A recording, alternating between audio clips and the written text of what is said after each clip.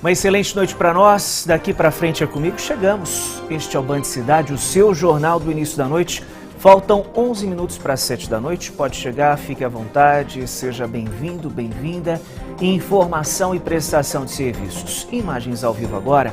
Lá de Campos do Jordão, na Serra da Mantiqueira, faz 16 graus na cidade neste momento. Você conversa comigo. Nosso número é o 99716-8021. Estamos também conectados para o planeta inteiro. Na internet é só acessar o nosso portal de informação e entretenimento, que é o bandvale.com. Eu vou agora para Aparecida, faz 21 graus na cidade neste momento. Um resumo com os principais fatos da nossa região. O que foi importante ao longo do dia é a notícia atualizada ao vivo, é com a gente a partir de agora. Continuamos firmes e fortes uma semana inteirinha, hein? Em frente.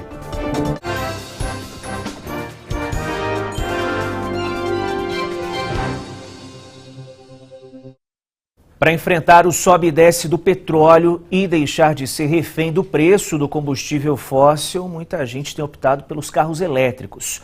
Só nos últimos dias, concessionárias de São José dos Campos registraram um aumento de 25% no fluxo de clientes nas lojas. Já as vendas cresceram cerca de 6,5%. Desde que o Alisson comprou um carro elétrico, o que ele menos faz é ir ao posto de combustível. O modelo é híbrido e também permite o abastecimento com gasolina, mas o empresário prefere carregar o veículo com eletricidade, o que sai mais em conta. Hoje, o preço do combustível não é uma preocupação para o Alisson. Para quem tem um ciclo urbano e consegue carregar o carro, ele traz uma economia muito grande e você tem boas autonomias hoje para rodar em ciclo urbano. Além de conseguir fazer a recarga em casa, o Alisson também abastece o carro em locais que oferecem o carregamento de energia de graça. Antes, quando eu tinha o carro a combustão, praticamente toda semana eu passava no posto de gasolina, né, seja para etanol ou gasolina rende um pouco mais, mas praticamente toda semana eu tinha aqui no posto de combustível para abastecer o carro. Os carros elétricos e híbridos têm tomado cada vez mais espaço na garagem dos brasileiros. De acordo com dados da Associação Brasileira de Veículos Elétricos, em fevereiro de 2026 foram registrados quase 25 mil emplacamentos de veículos elétricos.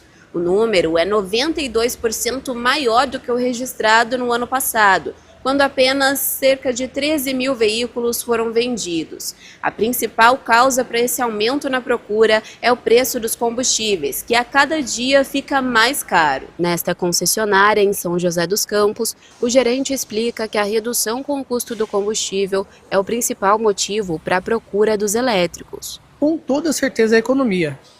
Realmente que o fator economia, se você colocar realmente na ponta do lápis, a diferença é muito grande. É absurda. Os conflitos entre Estados Unidos e Irã reacenderam a discussão de fontes alternativas de combustível, com a possibilidade de uma dependência menor do petróleo. Essa matriz mais diversificada e essa política também um pouco mais flexível cria vantagens em relação ao Brasil quando diz respeito a essas incertezas externas criadas por esses adventos bélicos. E a Poliana Prestes volta aqui com a gente ainda sobre essa expectativa de aumento no preço dos combustíveis. Por enquanto, a gasolina e o etanol não devem sofrer impactos com as revendedoras, mas o diesel não vai escapar, viu? E se o diesel aumenta, o transporte encarece e os produtos que chegam nos supermercados e lojas também. Poliana, qual o cenário do combustível aqui em São Paulo, hein? Boa noite. Oi, Otávio, uma boa noite para você e a todos que nos acompanham aqui no Band Cidade, segunda edição. Por enquanto, como você disse, o preço da gasolina é estável. De acordo com um levantamento realizado pela ANP, que é a Agência Nacional do Petróleo, no início dos conflitos lá no Oriente Médio, o preço da gasolina nos postos de combustíveis aqui no estado de São Paulo era de R$ 6,17. No final do mês de fevereiro, o preço médio era de R$ 6,15, então foi só uma diferença de apenas 2 centavos. Mas desde o início da guerra, o preço do barril do petróleo ele chegou a passar dos $100 e o único período no cenário mundial em que nós chegamos a esse valor com o barril do petróleo foi em 2022, logo depois da pandemia. Hoje os mercados eles abriram com o barril do petróleo acima dos $100, mas o valor tem despencado, ficou abaixo dos $90. No entanto, os conflitos lá entre os Estados Unidos e o Irã, eles elevaram a preocupação aí com a possibilidade de problemas na oferta do petróleo e também derivados a nível mundial.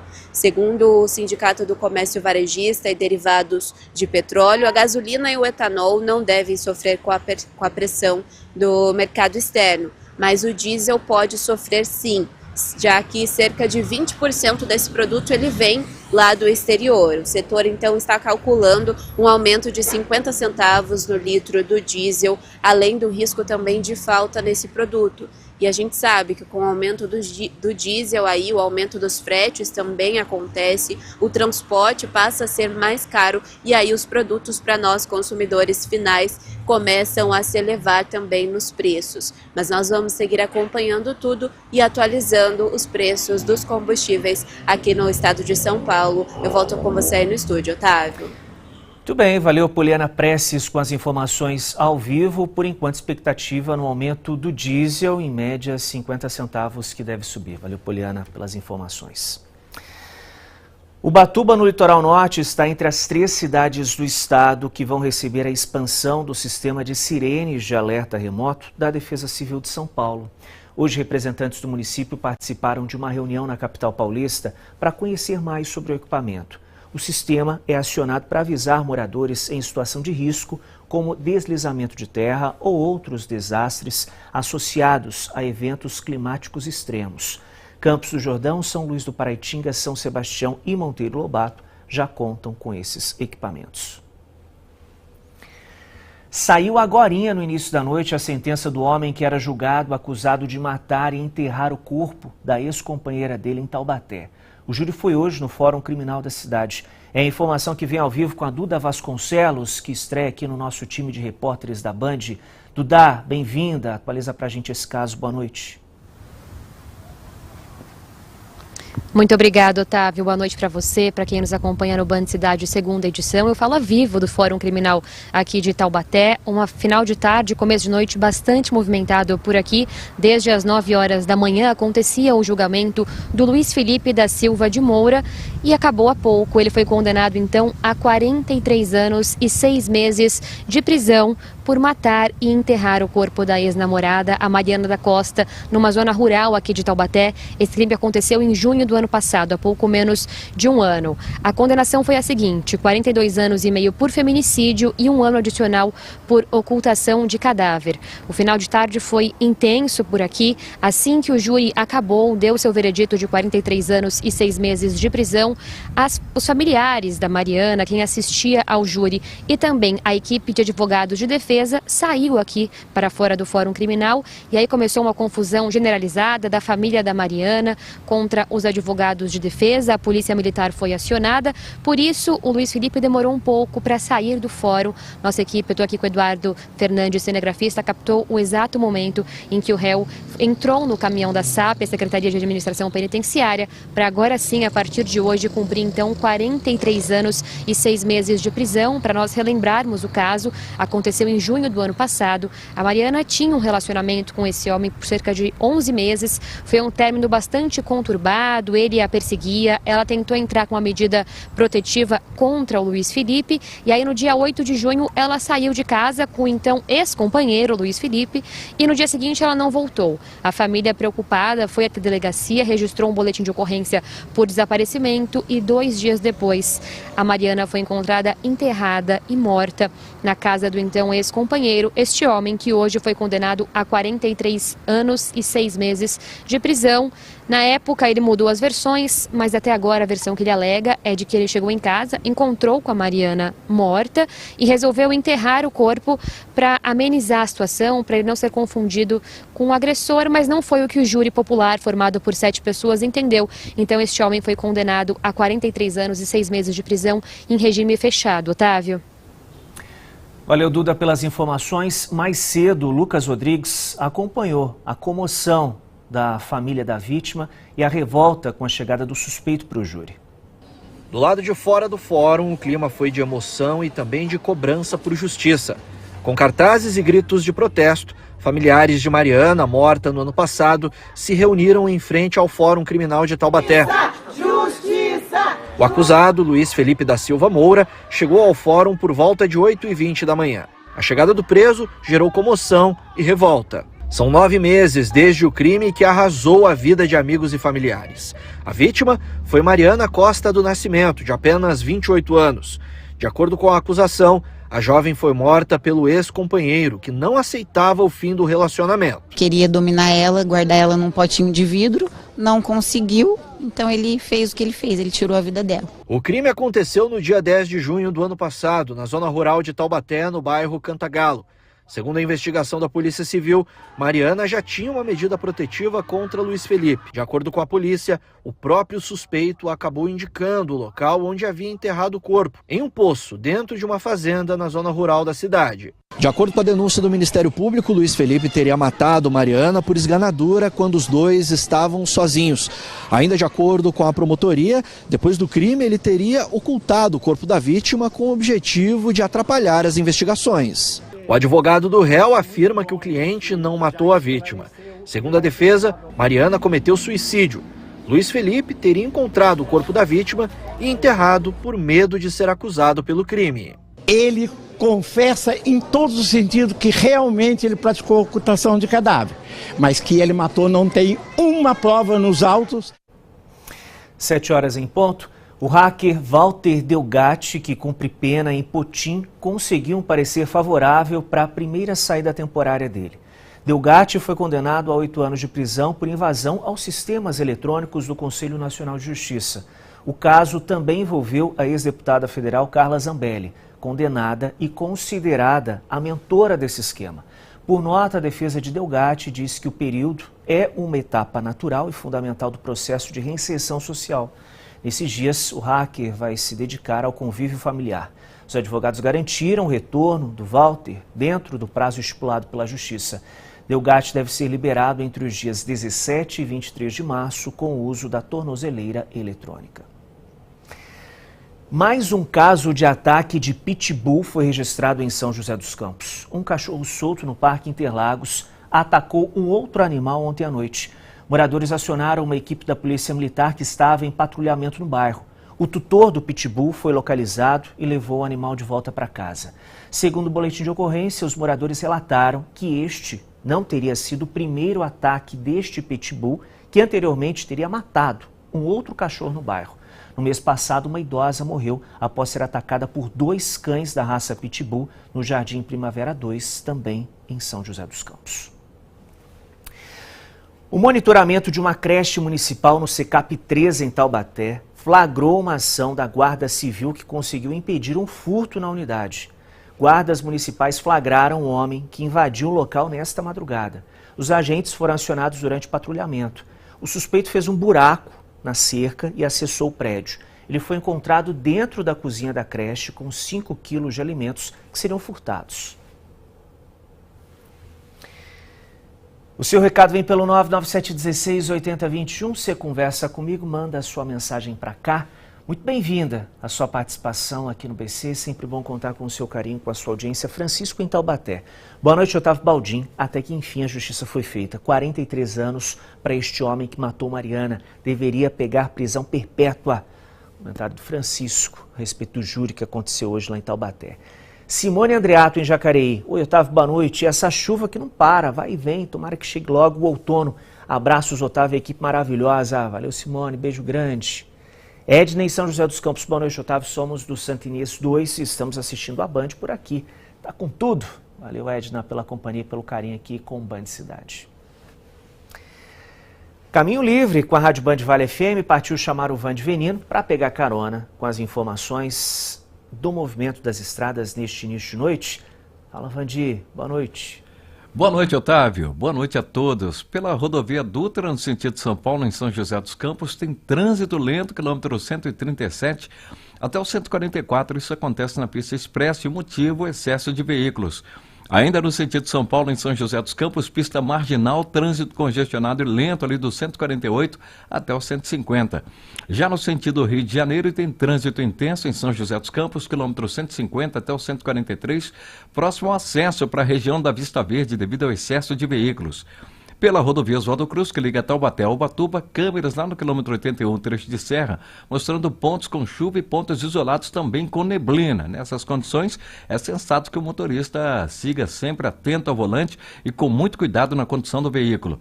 Na rodovia dos Tamoios, trânsito normal, tempo nublado, pontos isolados com garoa no trecho de Planalto e nos contornos também. Agora na Serra Antiga, sentido litoral, Serra Nova, sentido São José dos Campos, além da garoa, também com trechos isolados com neblina. Portanto, pistas escorregadias de baixa visibilidade exigem do motorista atenção redobrada pela SP-99.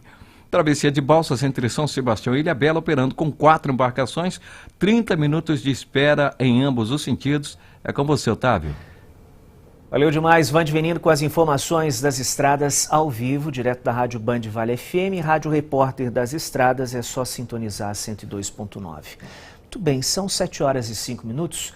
Moradores do Maracaibo, em Tremembé, reclamam que ruas do bairro estão sem asfalto. Com a chuva de hoje, quem vive por lá precisou enfrentar a lama. Uma promessa ainda não cumprida. Parte do asfalto chegou nas ruas do Jardim Maracaibo, em Tremembé, só que outros trechos continuam sem pavimentação. Esse grupo de moradores diz que a prefeitura chegou a colocar uma estrutura indicando o início das obras, mas até agora nada foi feito. Construção aí que nunca acabou. A lama, situação crítica, e quando chove fica pior. Ruas de terra com buracos, uma situação que tem causado transtorno para quem mora na região. Nesse trecho o asfalto acaba, sem pavimentação, uma enorme poça com a água das últimas chuvas acabou se formando. Olha como é que está o asfalto, muita lama, o ônibus passa, só fizeram a metade do asfalto, né? Andar em meio ao barro virou rotina para os moradores do Maracaibo. O asfalto é prometido há mais de 30 anos, mas até hoje nada. Esquece andar, sair de casa, ônibus mesmo aqui pra gente não sobe, por causa da falta do asfalto, né? E muita lama, água, não tem condições. Criança para ir para a escola é horrível. O problema preocupa ainda mais porque bem nesse local deveria existir um ponto de ônibus e também uma parada de transporte escolar. Segundo os moradores, crianças precisam descer dos veículos em meio ao mato alto e ao terreno irregular, o que aumenta o risco de quedas e de acidentes. As crianças descem da van, tanto de manhã como de tarde, quando chove é pior. Olha só, nós recebemos um posicionamento da Prefeitura de Tremembé sobre essa situação lá com os moradores do bairro Maracaibo. Segundo a Prefeitura, a obra de pavimentação em andamento no bairro Jardim Maracaibo segue o projeto originalmente aprovado, que contempla nesta etapa a pavimentação da Avenida B. A pavimentação das vias perpendiculares à avenida integram um novo projeto em desenvolvimento que vai contemplar as demais ruas do bairro. A proposta está em fase de documentação para a abertura de um processo licitatório. Contribuintes de São José dos Campos têm até hoje para pagar a segunda parcela do IPTU. Quem esqueceu consegue fazer o pagamento pela internet, nos caixas eletrônicos ou ainda via Pix. Morador que não pagar deve emitir uma guia atualizada com multa de 3% e juros de 0,5% por mês. Em Taubaté, o vencimento da primeira parcela do IPTU e da taxa de coleta de lixo vence no próximo dia 20 deste mês. Band Cidade vai para o intervalo, você manda a sua mensagem para cá, recados liberados e também estamos na internet, só acessar bandvale.com. São 7 horas e 7 minutos, até já.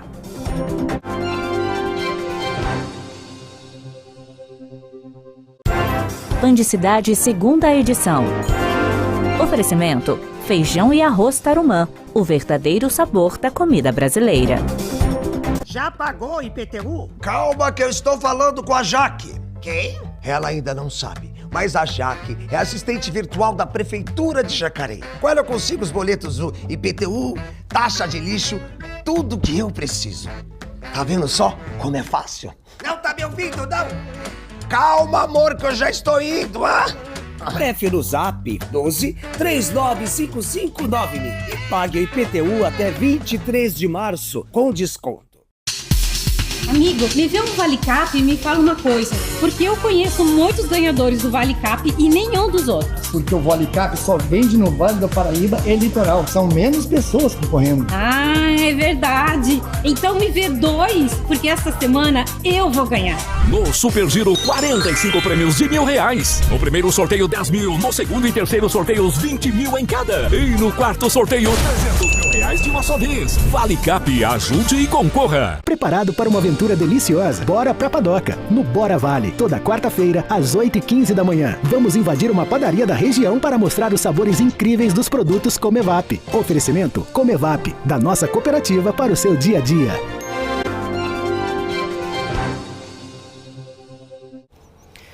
Em Taubaté, a Prefeitura faz uma ação de vacinação antirrábica nesta sexta-feira lá no Baronesa. Moradores podem buscar a imunização na unidade de saúde do bairro entre 9 da manhã e 4 da tarde. Mas muitas cidades aqui da nossa região enfrentam problemas com o envio das vacinas antirrábica.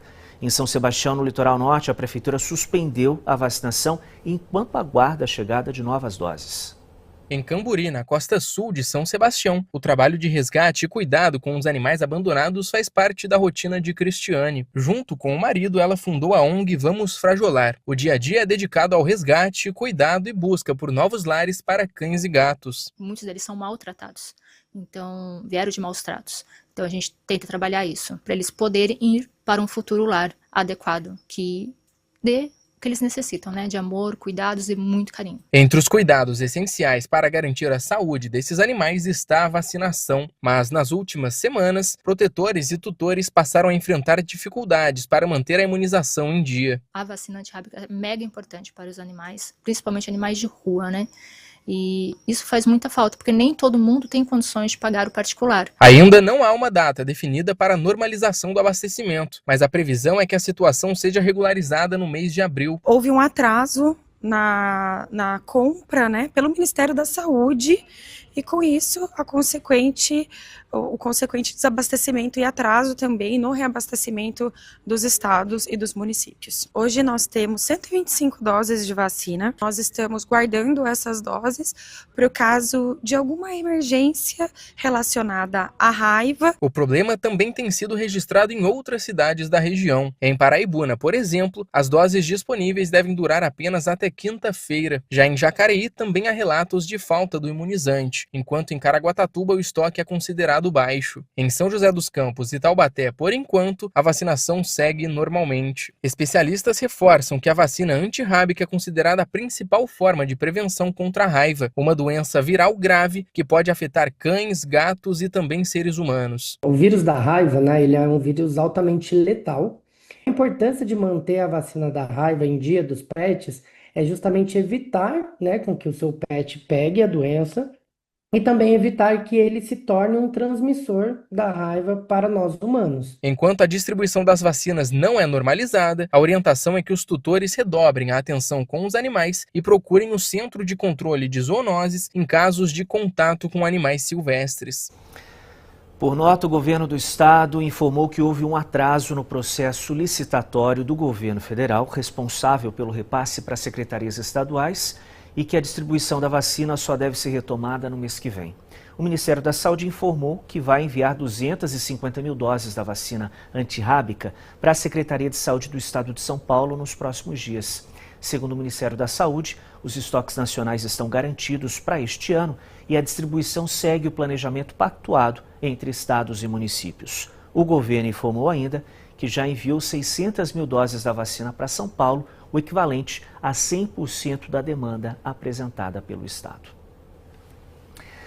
Vamos falar de esportes? O São José vai estrear no quadrangular da Série A2 do Paulista no próximo sábado, dia 14, contra o Sertãozinho, partida na casa do adversário, hein? Na segunda rodada, a Águia pega o Juventus e na terceira, a Ferroviária. Dos 15 jogos da primeira fase da competição, o São José venceu 8, 3 empates e sofreu 4 derrotas. Foram 21 gols feitos. Micael Paulista e Clecione foram os artilheiros da Águia do Vale e a Águia que chega com tudo para essa nova fase da Série A2 do Campeonato Paulista. Uma pausa para o cafezinho, informação e prestação de serviços. Band Cidade vai para o intervalo e volta em instantes. Eu vou com imagens ao vivo agora de Caraguatatuba, lá no litoral norte. Para você conversar comigo é só mandar sua mensagem para cá, 99716-8021. Mais informações da nossa região é só acessar bandvale.com. Agora são 7h13, até já.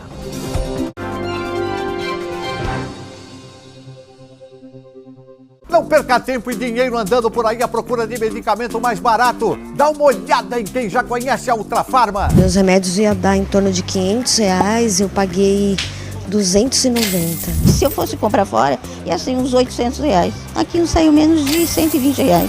Todo e qualquer remédio que você vem comprar, a diferença é muito grande, você entendeu? Tá vendo? A Ultrafarma é a farmácia mais barata do Brasil e você ainda pode pedir pela internet ultrafarma.com e receber aí na sua casa.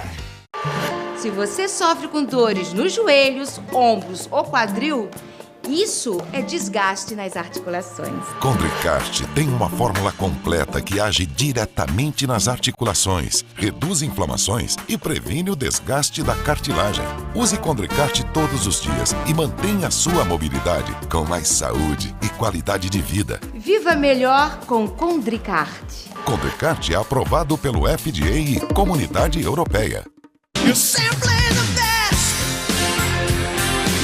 Band Vale FM 102,9. O hashtag Cola na Street segue pelo sul de Ubatuba, onde o mar revela paisagens de tirar o fôlego. No caminho, cenários panorâmicos, mergulho, sol no rosto e liberdade total. Pausa para curtir churrasco a bordo ao som das ondas. E quando você menos espera, uma baleia surge no horizonte. Às 14 horas, vive essa experiência no hashtag Cola na Street. Hashtag Cola na Street. Oferecimento Espinaço e Chocolates, onde o cacau vira arte. E Nova Caoa Sherry, qualidade, tecnologia e design. Caraguatatuba sancionou uma nova lei que reconhece oficialmente as comunidades tradicionais de pescadores artesanais e maricultores da cidade. A medida busca valorizar a cultura caiçara e também criar políticas públicas voltadas ao fortalecimento das atividades ligadas ao mar. O seu Pedro tem 89 anos e uma história inteira ligada ao mar. Ele começou a pescar ainda criança. Fui aprender com a idade de 4 anos a pescar. Essa lei para nós foi uma honra, porque nós estamos aqui bastantes anos, e principalmente vou fazer 90 anos que eu estou aqui nessa terra, beirando esse rio Querer. Histórias como a dele ajudam a contar a própria história de Caraguatatuba. Uma tradição passada de geração em geração e que agora também passa a ser reconhecida oficialmente por uma nova lei no município. Dá para a gente conversar com novos projetos aí, para que a gente amplie, né, entendeu? Os estoques tanto de peixe, como lagosta, como outros, né, crustáceos. A nova lei sancionada pela Prefeitura de Caraguatatuba passa a reconhecer oficialmente as comunidades tradicionais de pescadores artesanais e também maricultores. A medida cria alguns critérios para identificar esses grupos e também abre caminho para políticas públicas voltadas à preservação da cultura caiçara e ao fortalecimento das atividades ligadas ao mar. Nós precisamos ter as nossas tradições preservadas para que possamos evoluir em tanto quanto cidade. Entre as comunidades tradicionais presentes na cidade estão regiões como Porto Novo, Praia do Camaroeiro, Cocanha e Tabatinga, áreas historicamente ligadas à pesca artesanal e à maricultura. O José é de uma família de pescadores e hoje representa a Associação dos Pescadores e Maricultores da Praia da Cocanha. Ele inclusive ajudou a formular o projeto de lei. É uma valorização do nosso trabalho, dar uma visibilidade para a gente. E um reconhecimento assim, e as próprias comunidades ficam empoderadas, sabendo que tem uma lei para proteger ele. Além do reconhecimento oficial, a legislação prevê a criação de um plano municipal de desenvolvimento sustentável para essas comunidades. O reconhecimento chega como um passo importante para garantir que essa tradição continue no futuro. Nós precisávamos um pouco mais de atenção aos nossos jovens, ao qual o governo, o nosso país não abre um leque para os nossos filhos e netos virem aprender, que não pode, né? Eu acho que no nosso país só temos 6, acho que jovem aprendiz que tem carteirinha de pesca. Mas gostaria que eles pudessem nos ajudar nessa aí, para que venham melhorar para o futuro, igual você está fazendo a pergunta, que muitos possam vir guardar essa tradição da cultura caiçara. Simbora, por hoje é isso. Para conferir outras informações da nossa região é só acessar bandvale.com. Em instantes, quem segue ligado na programação da Band confere os principais fatos do Brasil e do mundo no Jornal da Band. Logo depois, a reta final das emoções da novela Cruel Istambul. E para fechar a noite, o chefe Eric Jacan comanda o Pesadelo na Cozinha. Uma excelente noite para nós e até amanhã.